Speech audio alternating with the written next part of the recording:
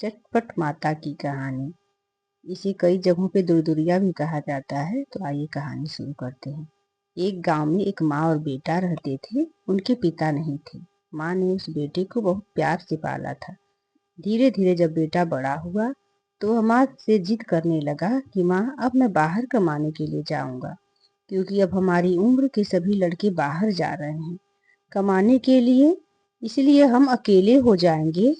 हम भी कमाने जाना चाहते हैं। माँ बहुत चिंतित हुई और वो बाहर कमाने के लिए भेजना नहीं चाहती थी, क्योंकि वो बच्चा ही माँ का आखिरी उम्मीद और सहारा था। माँ को डर था, कहीं बाहर गया और जाकर हमें भूल न जाए। फिर भी मैं उससे बहुत रोकी, लेकिन वो बच्चा न माना। वह कहने लगा, मैं आपको हर 15 दिन पर पत्र लिखकर भेजूंगा, आपका हाल चाल दूंगा। फिर माँ कहने लगी, बेटा, जब जाना ही चाहते हो तो जाओ। वह बच्चा परदेश निकल गया और वहां जाकर वह बहुत व्यस्त रहने लगा, पैसे कमाने की चाहत में। इधर अकेली माँ बहुत घबराने लगी कि हमारे बच्चे की कोई खबर नहीं आ रही है।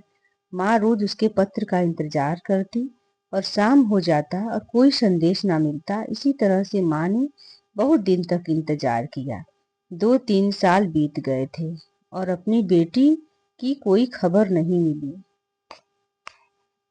तो बहुत दिन इंतजार करने के बाद माँ के मन में एक विचार आया कि लग रहा है मेरा बच्चा खत्म हो गया है, इसलिए उसका कोई खबर नहीं आ रहा है।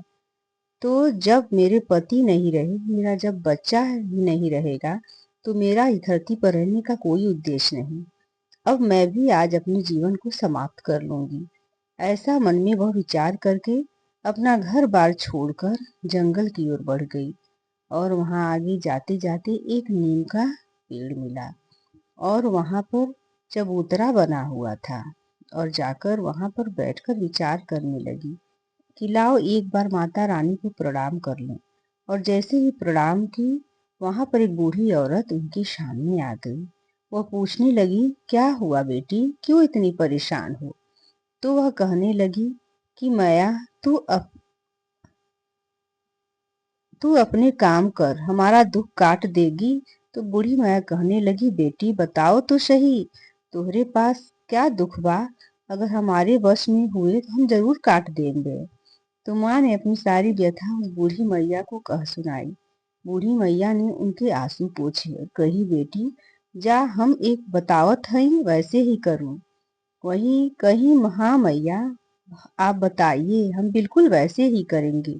तो बूढ़ी माँ ने बताया कि बेटी जा, आज के चौथे दिन तुम्हारा बेटा आएगा और खूब धन दौलत लेकर के आएगा।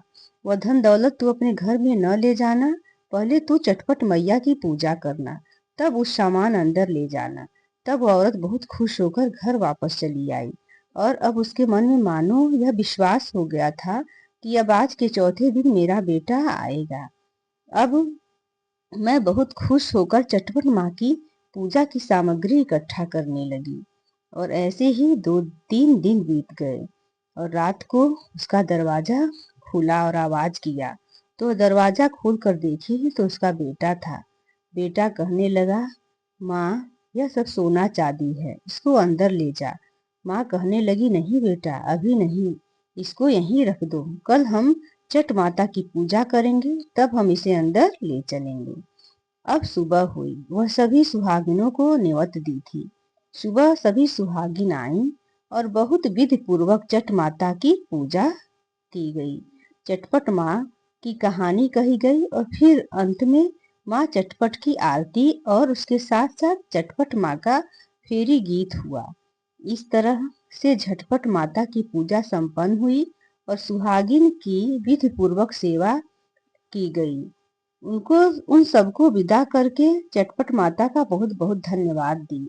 कही, जैसे माँ हमारी लाज रखी, वैसे ही इस दुनिया में सबकी लाज रखना। बेटा बोला, चटपट मैया की जय। तो सभी लोग बोलिए, चटपट माँ